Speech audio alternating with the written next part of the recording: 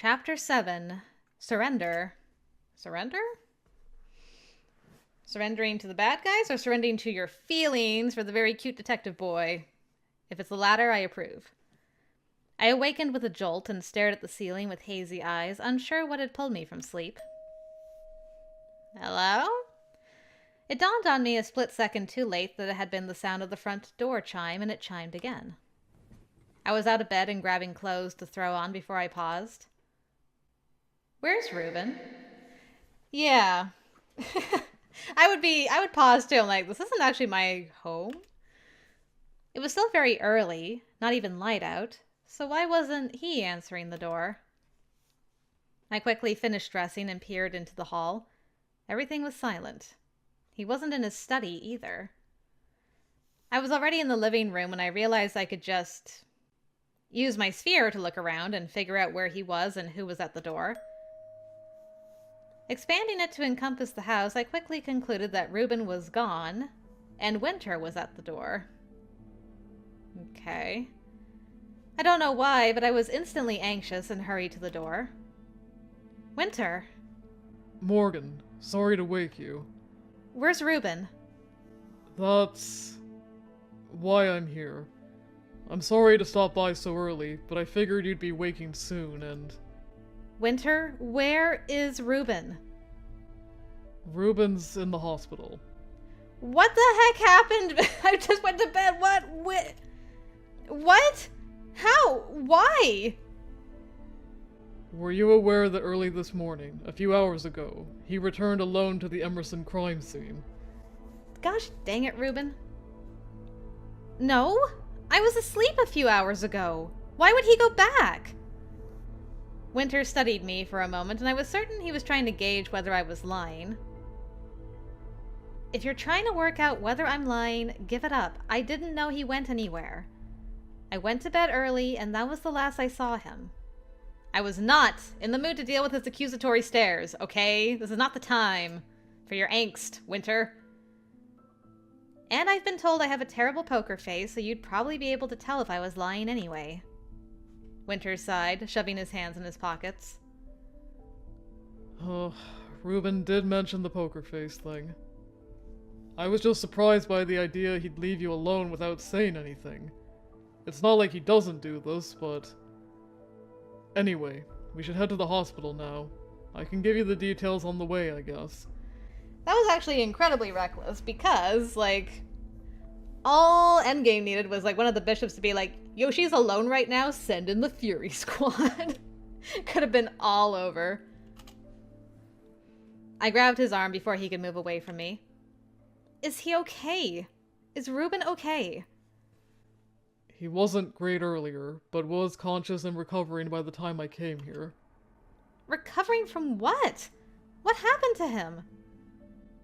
Morgan, he had a power surge after revisiting that flat. How about a what? Excuse? What is going on? This has got to be connected to the thing that happened with the two of you as kids. I'm calling it now. My heart dropped straight to the ground, and it felt like the air had been knocked from my lungs. But he's just a P-class. He shouldn't... Is that even possible? According to his emergency physician, it's rare but possible. Particularly in life-threatening situations. Was he attacked? Did the killers return to the scene? Did... Winter grabbed my shoulders and forced me to look at him. First, I need you to calm down. He released me and stepped back, running a hand through his hair, and I realized he must also have had an early morning awakening. He looked tired. No one else was at the scene but Reuben. This is a location at which you power surged, and claimed it wasn't because of your emotional state. That... We're looking into what it is at the crime scene posing a danger to Espers or those with higher than normal psi. The office is in an uproar.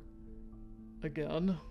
Seems like that's been the normal state of things since you arrived, though I guess this one isn't your fault. For now, let's get to the hospital.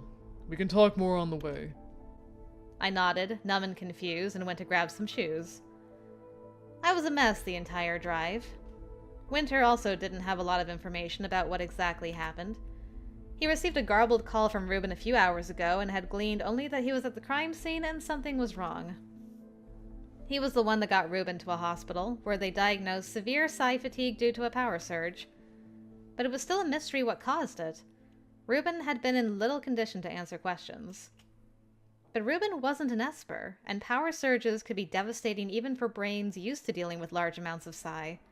For someone like Reuben, it could be deadly. But I couldn't help the sense of unfortunate relief as well. Relief that I had been right. That I wasn't the problem. I'm just curious, like, why did it affect Reuben this time, but not the first time around? Does it just navigate, like, get sucked into the most powerful Esper in the room to debilitate them? Is that the idea? And so because he was the only one there, it went to him this time? Even so, I never wanted vindication at the cost of someone else, especially not Reuben. Reuben was... I clenched my hands tight, staring down at my lap. The other feeling swirling inside me besides the anxiety and relief, this deep concern for his well-being. I cared about him. So much. So very much. Well, I guess on the plus side, almost losing the guy made her realize, you know what, heck it, I got feelings. He most likely had gone back there because of me, and now, this. Damn it, Reuben. When Winter and I arrived at the hospital, I expected to be shown to a room with Reuben on a bed, and I was dreading it. So when I saw him standing at a desk in the hallway, coat in hand, apparently checking himself out... Reuben! He was haggard, disheveled, but the amount of relief that hit me when I saw him... Reuben. His pace quickened, angry footsteps falling heavy on the tile floor as he strode toward the desk.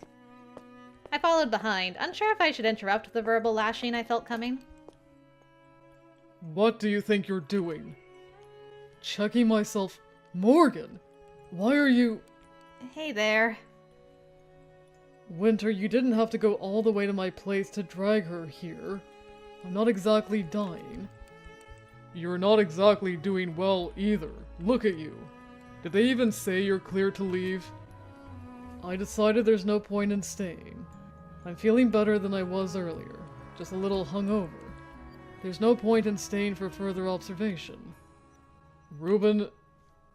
Winter was cut off when the person at the desk handed Reuben a small digital card to sign, which he did quickly. You're all checked out. Please follow your physician's recommendation for rest for the next 40 hours. Sure thing. Yeah, right. Reuben set his hand on my back and motioned us all down the hall. We can't talk here, so let's head outside. I'm sure you're curious.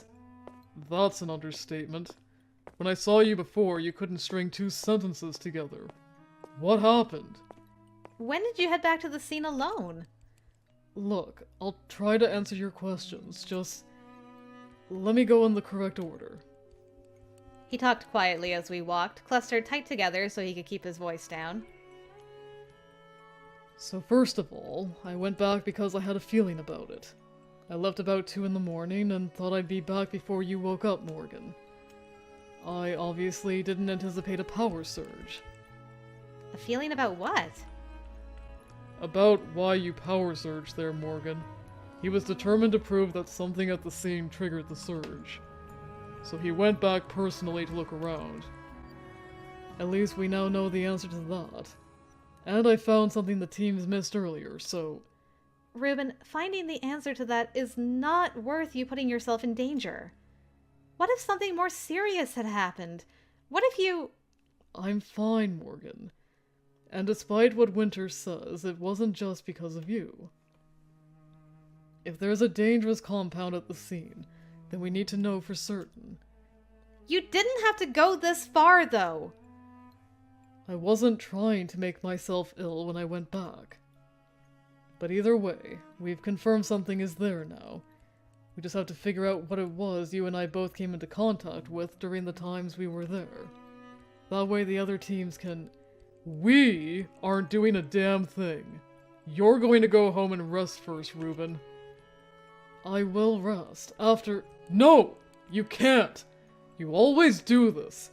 Go off on your own because of your feelings without including anyone else. Well, congrats, Reuben. You proved your point and landed yourself in the hospital. You scared the shit out of me. You scared Morgan. Also, Phil is pissed at you, so congrats on that too. Winter, I can't believe you didn't call me too. Aww. I wonder if Winter feels a little pushed aside now that Morgan's here. I mean, I don't know how good their partnership was before now. Like, maybe he already was, like, Reuben goes off and does this kind of shenaniganery all the time. And now it's gotten worse since Morgan showed up, because now it's like, well, Reuben spends all this time with Morgan now. Bleh. I don't know. Winter, you and I gotta work this out. His jaw tightened as he cut himself off, and then he tucked his head down and quickened his pace, leaving us behind as he disappeared down the hall. Guess he's pissed too. Well, I don't blame him. I screwed up this time going there alone. I didn't think anything would happen, and here we are. Guess your feelings aren't always a good guide after all. No, I guess not. Winter's just worried about you, I hope you realize. Yeah, I know. He gave me a sidelong look and a weary, questioning smile. Yes. Yes, what? Yes, I'm also angry. I know that's what you were about to ask, or at least what you were thinking. Oh, looks like I owe a lot of apologies this time. I really want to lecture you about what it was like to be woken up by Winter at the front door telling me you were in the hospital. But every time I try, it just sounds like something Mum would say to one of us for doing something dumb. And I'm way too young to already be sounding like my mother. Aw. Well, thank you for sparing me the lecture. I'm afraid I'm in for quite a few of them soon. It doesn't mean I'm not mad, though. I can't even fathom what you were even thinking. Was it that hard to tell someone? To tell me? Is this just what you do? Should I get used to this? Get used to... Yeah, like, you know, as if we were gonna have, like, a relationship and you're gonna just... I'm gonna get a call in the middle of the night that you died. The words slipped out, but they were words I didn't even have a right to say. Get used to it? What did that even mean? It wasn't like I was his girlfriend or something. I didn't have a right to be this frustrated, much less be worried about some future implications. What future? Sorry, I'm sorry. Forget I said that. We should go catch up with Winter. It was a tense ride home. I had a feeling Winter had a lot to say, but was holding back because of me, so no one really spoke. Fun! I thought he might drop us off and speed away, but he came inside to talk. And that was when the tension broke. Probably he was like me in that he couldn't stay mad at anyone for long because he seemed far calmer by that point. That's good. So what happened with the thing I gave you earlier? Dropped it off before I went to pick Morgan up. Thing? We forced Reuben to lie on the sofa, so I was making everyone something to drink. I carried it into the living room and set it on the table before hesitantly joining Reuben on the sofa. While sorting through the scene, he found a tranquilizer cartridge of some kind. You don't say. How did people miss that? He was still holding on to it when I found him later. Based on the condition of the cartridge, it had been fired. It's logical to assume it was during the incident. Who wanted to tranquilize who in that situation? This crime scene makes no sense. We don't know it was a tranquilizer in the cartridge. We're calling it that, but the cartridges can deliver any sort of medication or substance. The cartridge was crushed, but not in a way that makes me think something heavy landed on it. Since the initial searches didn't turn it up, it may have been under something and have been disturbed with your power surge. Reorganized. It wasn't covered in dust, as if it had been lying in some corner for ages either. And there was still fluid on it. It would be a hell of a thing for the Emersons to have lying around. What in the world happened at that apartment? Morgan, we may need to get you back there at some point to see if we can get a clearer timeline of events. Not until we're sure it's safe. Both of you had a strange power surge there now. It sure as hell proves it wasn't just Morgan's side being unstable, so we can't afford either of you going back. I ended up having a minor power surge after I picked up that cartridge. Now I didn't touch it. I picked it up with a handkerchief and put it in an evidence container. But I put that handkerchief back in my pocket with my bare hand, and the cartridge did have fluid on it, though I tried to avoid touching it. I didn't even think of something more dangerous than a sedative being in that cartridge, and I power surged a few minutes later. The cartridge wasn't broken in a way that suggests something heavy fell on it during Morgan's power surge. It looked like something squeezed it in the middle. If the cartridge broke somehow after being fired, it could have released some of the chemical inside into the air. Particles like that can remain suspended for hours in an unventilated room. But it should have affected everyone then. Not necessarily. First of all, even if there were particles of it in the air, it wouldn't have been a heavy enough saturation for everyone in the room to encounter it. In addition, let's go with the theory that cartridge contained an unknown substance that can affect psi. There are a number of elements that could change how it affects people. For instance, a person's psi threshold and the amount of the chemical they're exposed to. For instance, the higher a person's psi level, the less chemical exposure is needed to trigger a surge. Oh, I see what you're saying. So because Morgan is a queen, she just needed to, smell it for it to work, but you had to come into physical contact with it for it to trigger a surge in you. Yeah, that seems a reasonable theory. If this is all true, then we should know with the lab results, right? Yeah. All of this was fine as a theory, but there were still some significant problems. How did the cartridge break and release anything into the air in the first place? Maybe some kind of gun malfunction? But why did anyone have it in the first place? What would even be the point of causing people to power surge? Did the chemical have some other purpose? What exactly was the nature of this crime? I couldn't put the pieces together in any sort of logical combination. How long until the lab has results? They'll rush it, so it could be any time. I'll check with them when I leave. You are still under orders to rest, Reuben. I'm going to ask Morgan to make you hold to that. It's not that big a deal. The psi fatigue isn't even serious, and the doctor said there would be no permanent repercussions. Yeah, what if Reuben got, white hair towards the end of the route? Wouldn't that be wild? Think about it. I'm pretty much back to normal already. I narrowed my eyes and stared at him until his psi came into focus. Yeah, girl, what you see? Your psi is still unstable, I hope you realize. I can see it fluctuating, so I know you're not back to normal. Winter gave him a smug look. Looks like you forgot your girlfriend can see, Psi.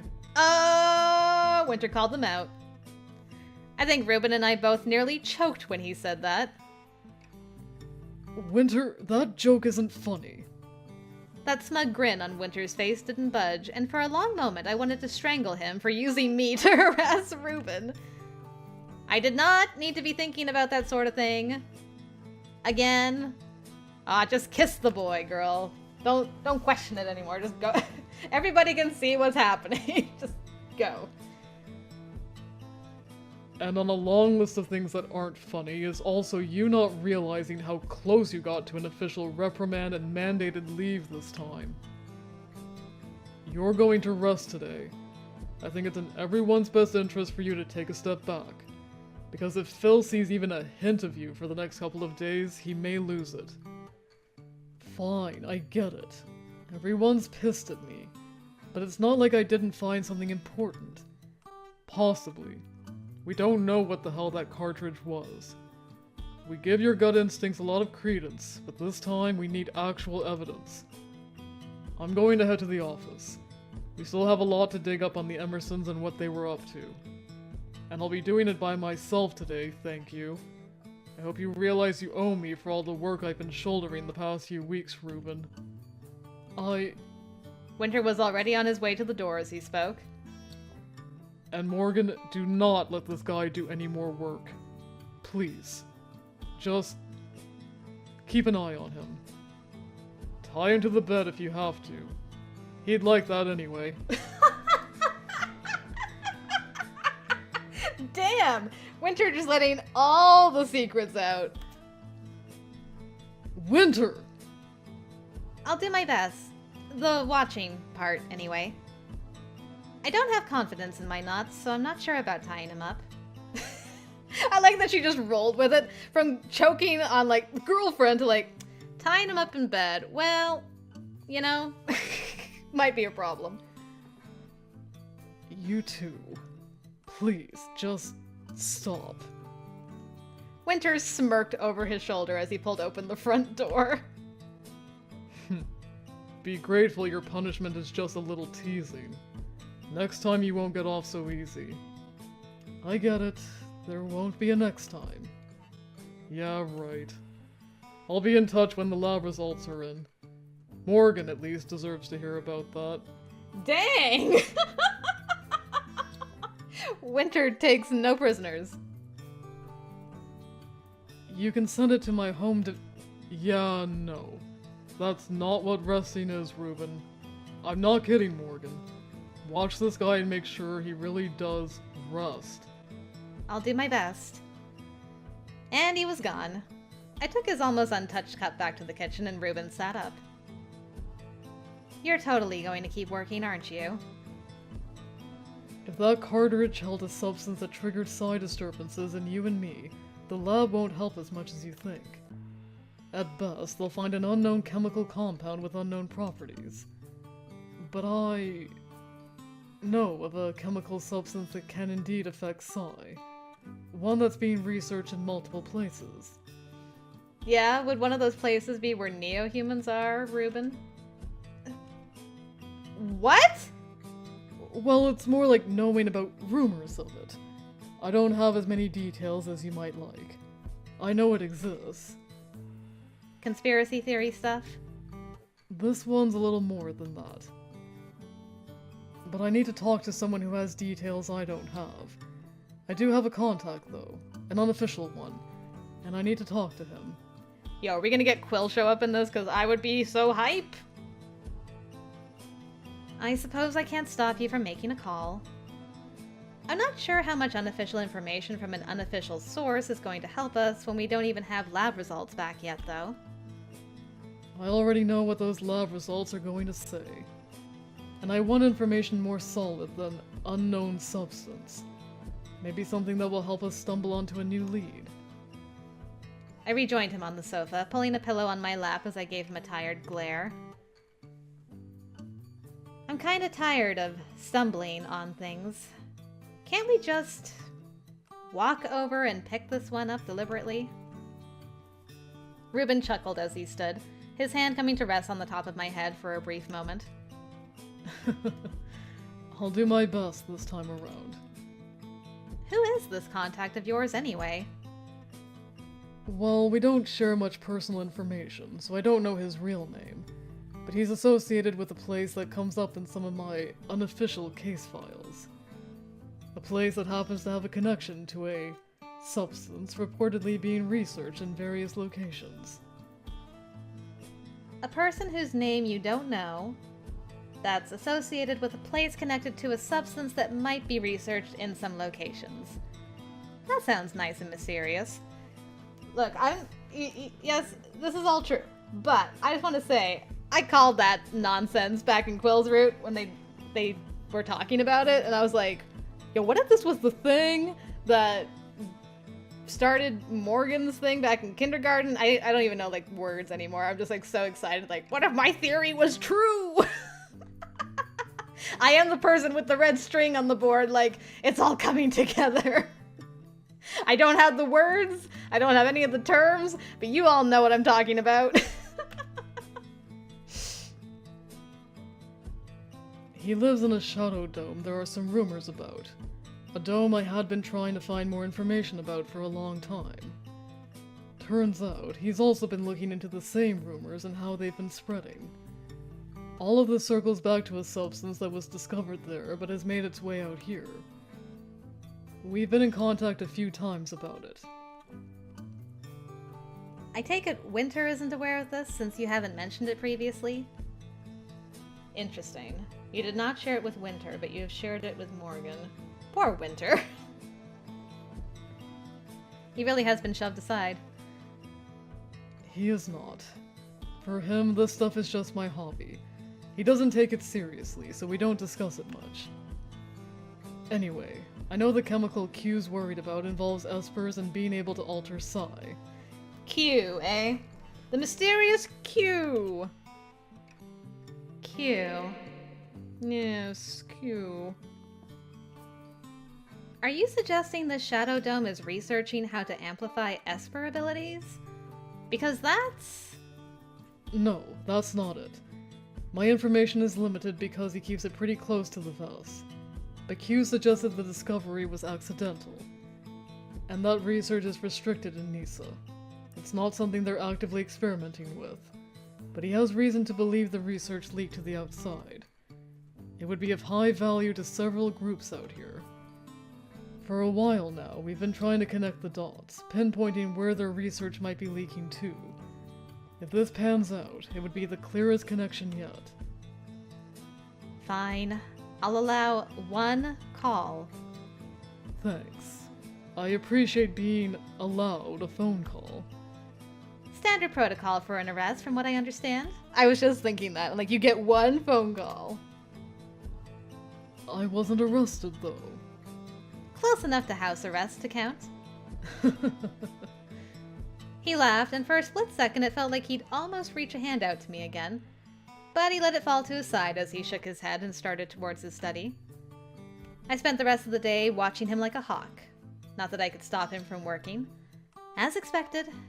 But I gave it a solid try. Oh, hey! We made it to his office! He does have a fedora. That's all I ever wanted. I wanted the hat stand to have a fedora, so I'm happy. It's also got a very secret vault. Prominent. This is a solid detective's office. Winter called before Reuben was able to reach out to this Q of his. The preliminary lab results were back, and it was just as Reuben said. The cartridge he'd found contained an unknown substance. Further testing was needed to identify its attributes.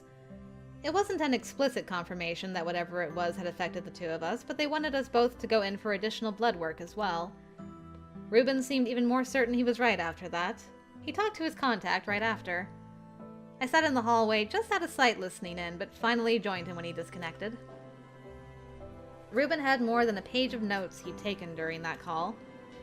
He was reading over it when I went in and didn't look up at me. I suspected he knew I'd been listening.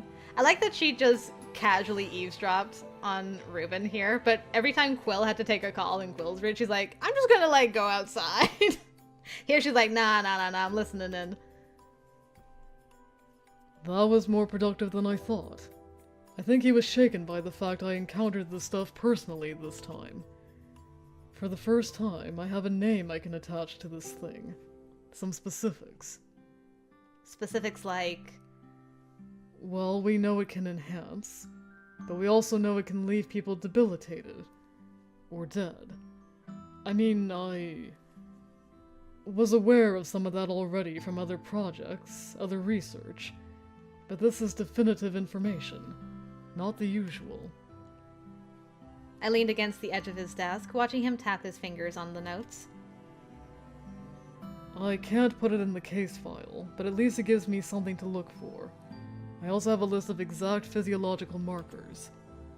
Quill doesn't know how relevant they'll be, even if it's the same chemical. Their information is years old. Quill? So he came out with his name after this phone call. Love that. Yeah. I think he felt responsible or something. He was much more forthcoming with information, including his real name. Why was a cartridge with a substance so experimental it's not even public knowledge in that apartment, Reuben. Arensol. The substance is called Arensol. And that's what it was. Thank you. I could not for the life. I was like, R something. Arensol, yes. I'm so happy that this is all coming together. He looked down at his notes for a long time. Maybe it has something to do with the project the victims had become involved with? So far, Winter still isn't sure what that was a reference to. He did find out that within the last year, both started working at Community Sci as guidance leaders, so that could be it. Esper support groups again. Yeah, I noticed that too. Odd that it's come up again in what should be an unrelated case. It's not the same group, but I think we need to look closer at Community Sci and what they've been up to. I agree. Reuben stood and stretched, turning the notes face down on his desk. We need a break from this for a while. Dinner? Which I will be making, and no, we will not be ordering takeout so you can avoid letting me cook. I'm aware I'm a mere university student, but I can make passable food. I never suggested you couldn't, but I mean, you're a guest, so... You still think of me as just a normal house guest. It wasn't exactly wrong, but at some point I didn't know. Maybe I was just a normal guest. Oh, no. I mean, you're not a normal house guest. You. Mm-hmm. I listened to him stumble over how to explain my role here and somehow felt better. I didn't want to be a normal guest, but I wasn't sure anymore what I wanted to be. Maybe he didn't know either, though. And that was better than being confused alone. Yay, confused together. At least let me help you. I don't need rest that badly. Let me cook for you, darn it! It's not that hard! Fine, fine. I will concede the argument and let you cook for one night. Thank you. I'd already been certain I could bully him into that. And I already had an idea what I would make. Something simple enough I wouldn't mess it up. Though I was always nervous cooking for people, since it wasn't like I was an excellent cook or something. I'm just relieved that, with all today's developments, it's now clear that you're not responsible for your own power surge. I'm glad about that, but still frustrated you went back there alone, I hope you realize. That was... my mistake. I'm just used to doing things like that without... Considering the fallout? There isn't usually someone to worry about me not being here. I think that's sad when it comes to Winter. I think Winter would worry about you, man. Come on. Come on. I paused, pulling ingredients out of the cabinets, and turned to look at him. He was leaning against the edge of the bar, arms crossed, but he wouldn't look at me. But I'm sorry for worrying you. I didn't mean to. He half mumbled that, staring towards the window. I'm well aware you didn't mean to, but you did, so... yeah, I'll go emotional for this one. That isn't what's bothering me, Reuben. Worrying me and Winter is frustrating, yes. I'm glad she included Winter. But something unexpected happened, and you couldn't have planned for that, gut feelings and all. In fact, having one of us there with you wouldn't even have prevented it. So that part wasn't even your fault. The part you need to rethink is not trusting us. Oh, she got him.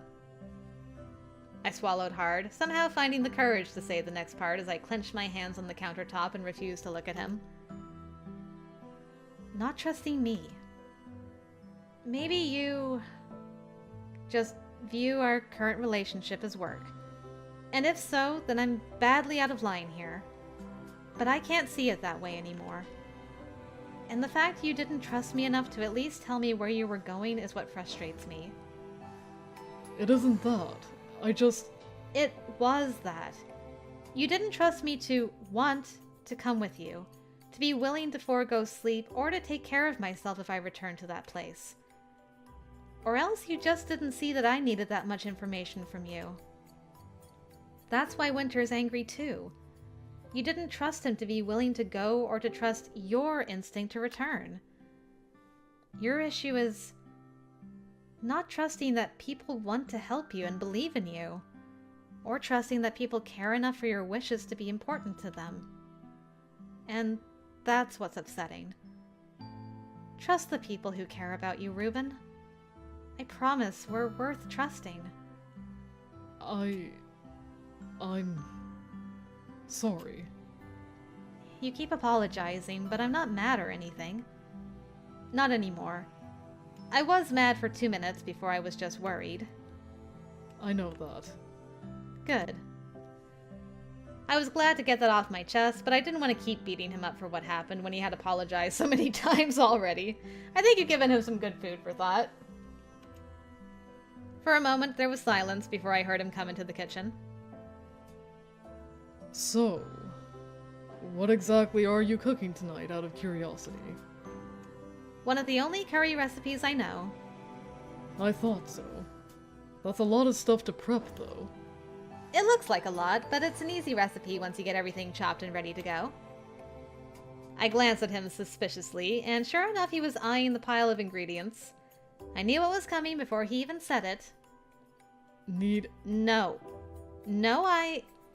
Excuse me? Give me that onion right now! What a brat. My goodness. Go lie down on the couch, man. Watch some TV. I don't know. He laughed and stepped back as I made a swipe for the pilfered vegetable. Nah. Reuben, no! You are R-E-S-T-I-N-G! He smiled as he looked at the onion out of reach when I made another grab for it. I have enough stamina to chop a single vegetable. You are so stubborn! You should trust me to help you. Oh, no. You don't get to pull that nonsense, sir. That is not a fair line of attack. Do I have to play fair all the time? Yes! I lunged for him again, this time pinning him against the far bench top as I tried to get the stupid onion. Because now it was the principle of the matter. He was being cheeky, and I couldn't let him win. And he was holding that stupid thing just out of reach because he was annoyingly tall. And at this rate, I was going to have to climb either him or the counter to reach it, girl. That was, I think, when I realized he'd frozen in place as I leaned against him, reaching for the onion he was holding above our heads. Well. Yeah, is the onion... is the onion in here, girl? I think she's getting that onion, guys. When our eyes met, all the confused feelings came crashing back in, and the smile on his face softened. For a long moment, neither of us moved. You know, Morgan, about what you said earlier, you are not just work to me. No. It was obvious there was no way he really saw me that way. But this was the first time I thought maybe I wasn't the only one that had noticed the occasional softness between us. Girl, everyone and their pet dog could see the occasional softness. I wanted to explore it, let it grow. My heart fluttered anxiously as I looked up at him. There was so much about him that I liked. The smell of his cologne, his messy hair, that dimple in his cheek when he smiled, the bit of fuzz along his jawline. Even how frustratingly duty-bound and stubborn he could be. And I wanted so badly to... You got to kiss the boy! Perhaps it was the combination of days of battling the growing attraction, and the realization that I wasn't sure what place I currently filled in Reuben's life. The growing hope of what place I could fill, though. I don't know. I don't know why I did it. Woo! Let's go! Yippee! But I went up on my toes, closed my eyes, and kissed him. He saw it coming and didn't move away, but still jumped slightly when our lips touched. There was a hesitant, shaking sigh against my mouth, tense and uncertain. He still didn't move away, but he was holding back. I wasn't sure how to read that response. But when I started to move away from him, his hand went to the back of my head to hold me in place. The other one joined it as he tenderly held my face and kissed me back. All the tension left our bodies like something unwanted had been cast away. And for a split second, he kissed me with an intensity that almost surprised me. Like a part of that hesitant want managed to escape. And I was so relieved that it wasn't just me. But it only lasted for what felt like a few seconds. And when he pulled away from me, the look on his face was almost panicked. He slipped out from the tight space between me and the bench top, leaving me leaning against it alone. I wasn't sure what to do. Or say. I wasn't sure if that had been the right thing to do or the wrong thing. Reuben spoke first, his voice steady but hoarse. I don't think I should have done that. Ah. Right. Okay. Regrets. Got it. Love it. I let out a silent exhale, quickly working out how best to set him at ease. I didn't know why he regretted it, but I had a few guesses, so I just had to downplay it. I turned to look at Reuben, tipping my head back and allowing a slight smirk on my face, though his back was to me. Steal the onion? Probably not, frankly. I'm the one who's cooking, and you don't even know the recipe. Morgan. He turned to face me, the look on his face serious and devastating. My heart slammed against my ribs when I realized the attempt to deflect fell flat. I didn't want him to regret. I didn't want to hear that. I initiated that. Just to be clear, it was me, not you. What I meant was, I just think it might not have been a good idea to let what I want get out of hand. Reuben, that was one of the least out-of-hand kisses I've ever experienced. Not saying it was bad, not at all, just not out of hand. I clasped my hands in front of me, trying to work out how to say what I wanted to say. Can I at least be allowed to think you did want to kiss me? Yes, of course I mean... He gave me a helpless, pleading look I didn't understand. Isn't it obvious? It isn't. Not if I'm having to ask about it. Morgan, I completely adore you. I've been trying so hard to not... I mean, you're only here because you need to be here, so I don't think it's fair for me to do this to you. But Ugh. He turned around, away from me again, one hand pinching the bridge of his nose. Winter warned me this was going to happen. Look, just ignore me, okay? This is my own thing to work through. And I don't want you to feel like you owe me anything. Yeah, I don't feel that way, so I'm going to have to stop that line of thinking right now. I mean, maybe I feel I owe you at least one edible meal cooked by yours truly. But I'm not the sort to feel I owe someone affection no matter how nice they are to me. You have a lot on your plate right now. You don't need some pathetic man begging for affection from you. How fortunate for me that there aren't any pathetic men around. Morgan... Reuben, I like you. That's it. It's not deeper than that. Maybe it is a little predictable. But assuming it's out of obligation and not that my spending this much time with you has shown me you're a good person, the kind of person I can grow to like, is unfair, isn't it?